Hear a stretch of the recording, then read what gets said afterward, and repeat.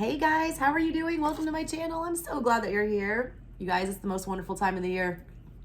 It's spooky season. If you've been to my channel before, you know that I use a lot of different decks. I'm an intuitive art channeler. I don't ever really try to stick to the same routine or schedule. I get very bored with tarot on YouTube.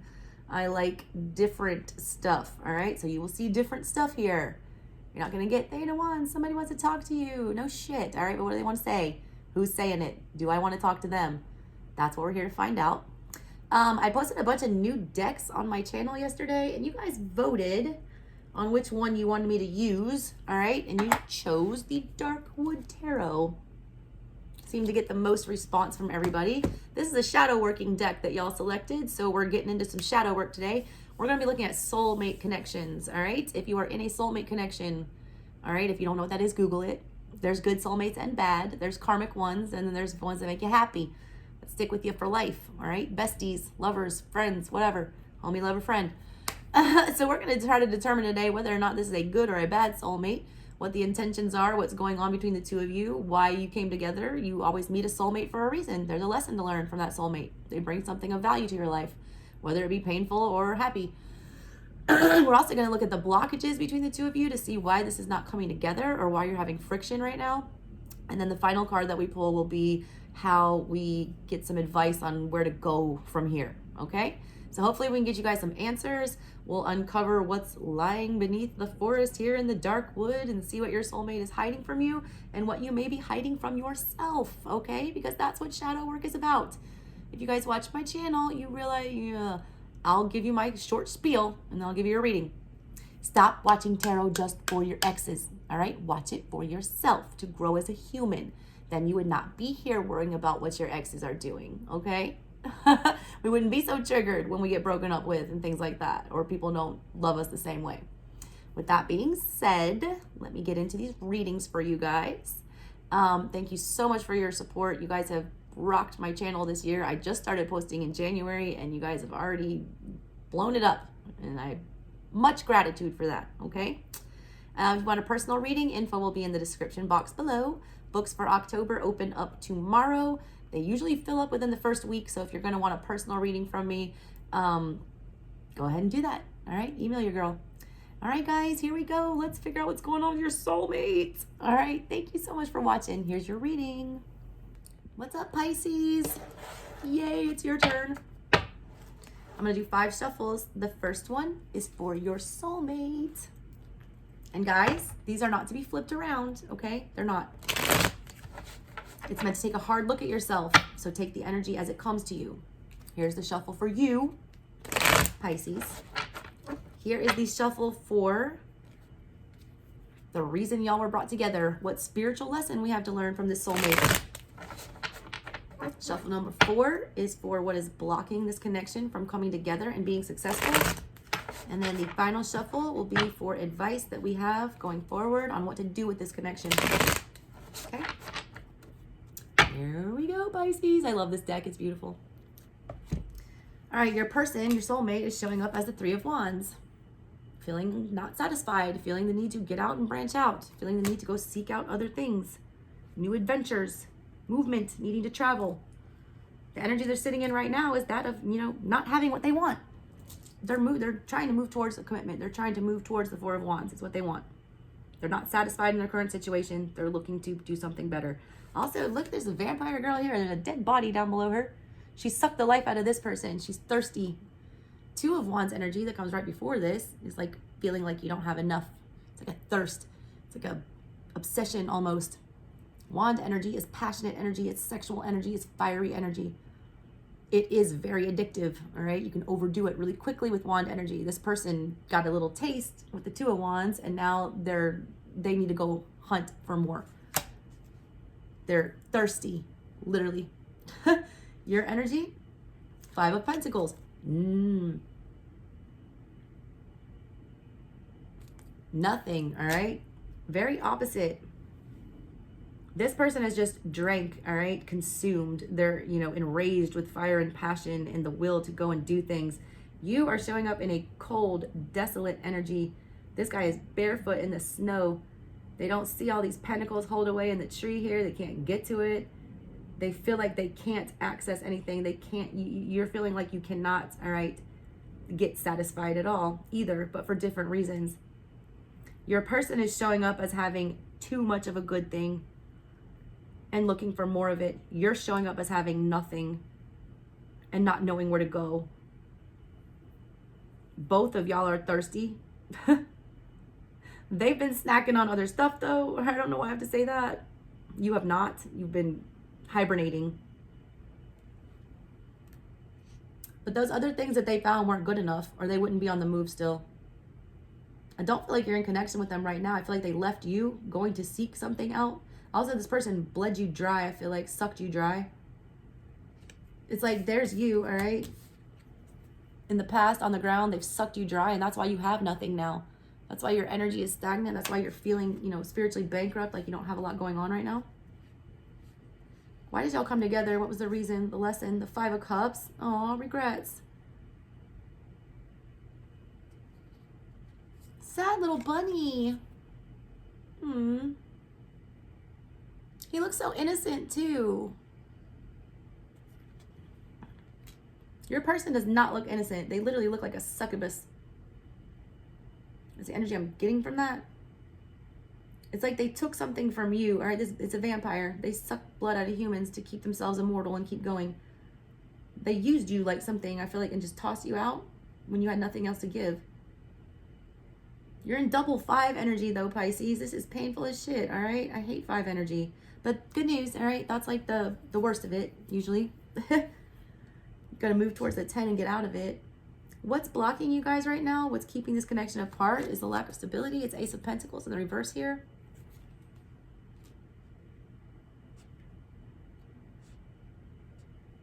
Advice. 8 of Wands. Ooh, she's a pretty little demon.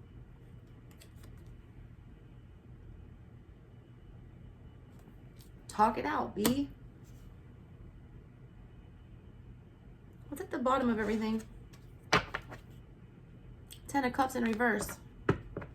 Interesting. Definitely rejection here. 10 of Cups showed up in the Scorpio reading as well.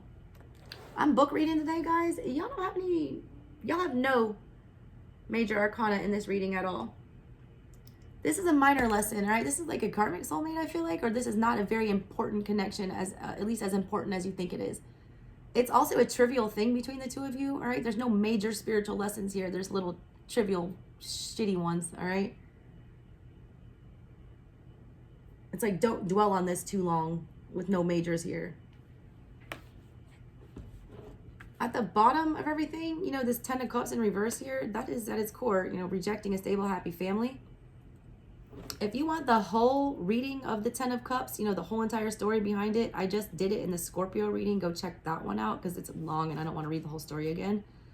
But it's basically about, you know, happily ever after. A storybook version of it. That's usually not too realistic, it likes to talk about.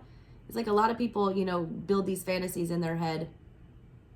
That's what happened here. Somebody, you know, overly dramatized or overly fantasized or romanticized whatever this relationship was at the bottom of everything. It's how it shows.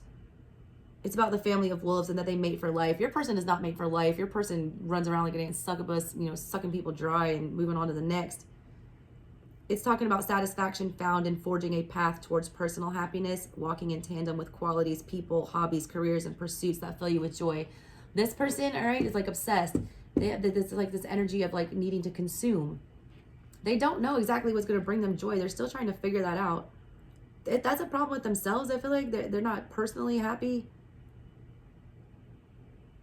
They're also not hanging around with people, you know, qualities and hobbies and careers and things that are going to get them to where they're going.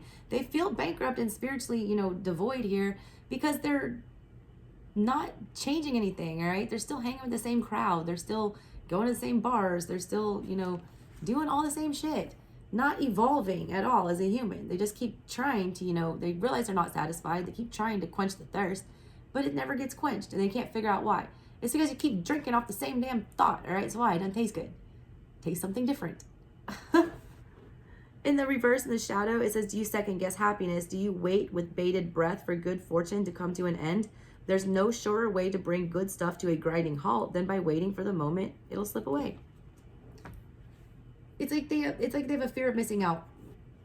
They have no problem letting things slip through their fingers because they feel like they can just go out and find something better. That's not a great mentality to have. You never figure out, they never stay long enough, all right, to actually learn about anyone or, get anything accomplished or, figure anything out or allow themselves to be known. They're sitting in Three of Wands energy. That's the vampire's embrace, okay? The vampire is a symbol of erotic power and eternal life. I'm telling you, this person's a slut. I'm sorry, your person is a slut. She's a shapeshifter, taking on any form she likes to seduce her prey. Wearing a false mask, all right? This person will do anything to get someone to sleep with them, all right? Or give them something. Her nocturnal nature brings us in line with the dark side of our psyche, knowing no bounds. You don't have any kind of boundaries with this person. It's like they hypnotize your ass and you go towards them every time, all right? Learn that lesson. They're a succubus.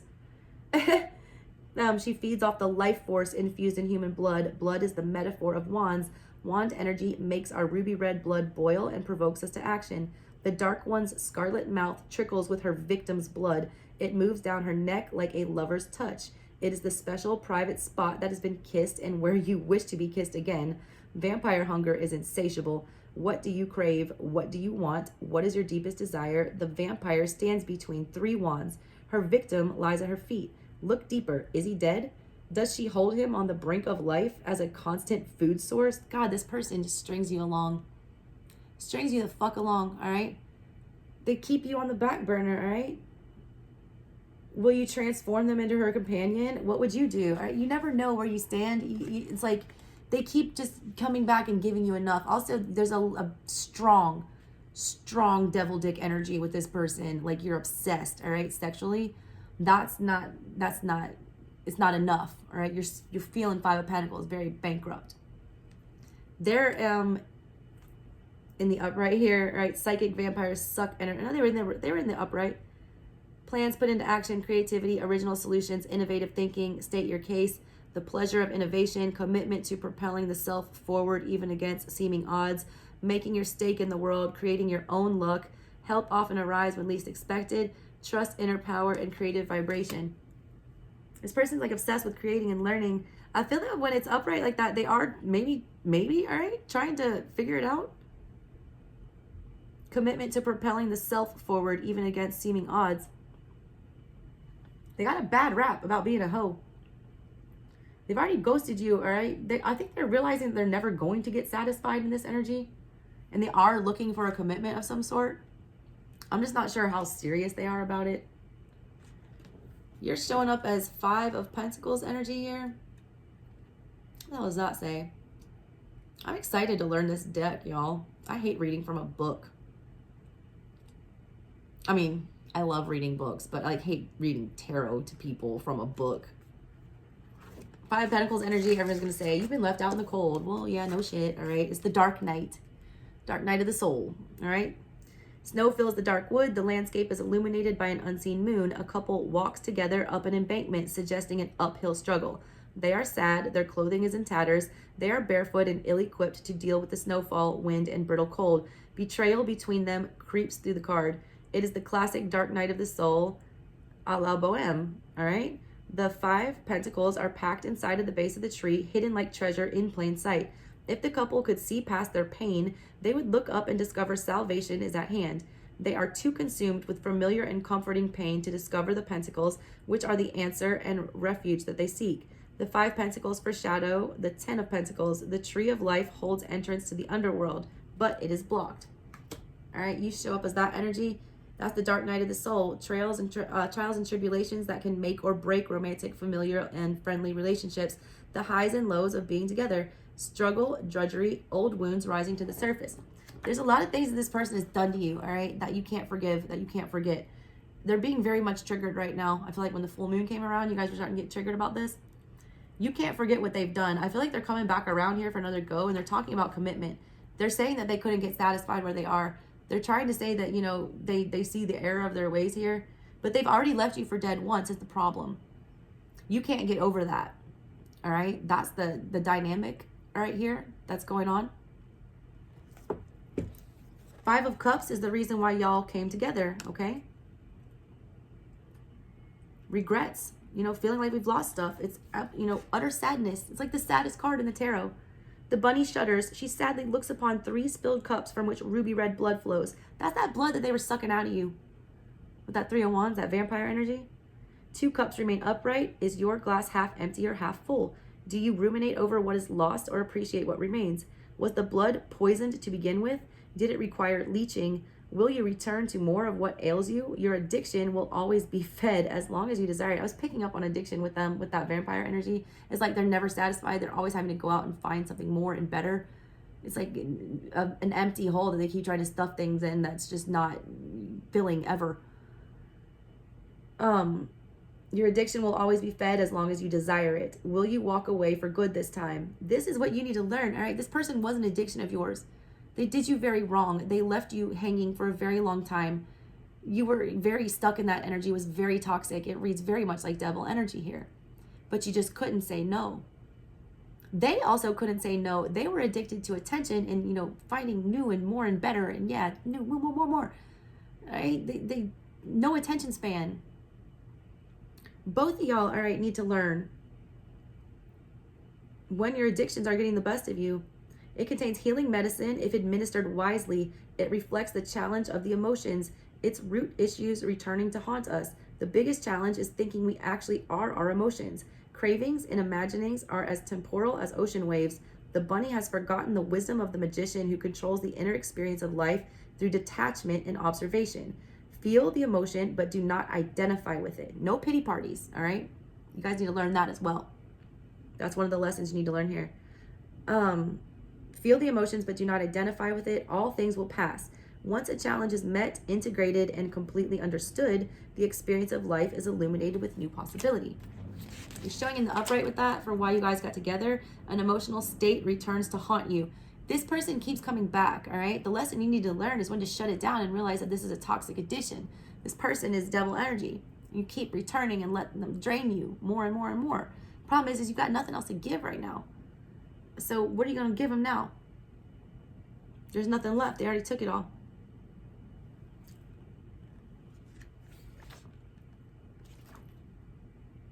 Emotional state returns to haunt you. Heal your soul by looking at yourself honestly. Addiction and sadness, depression, inherited cycles of emotional trauma.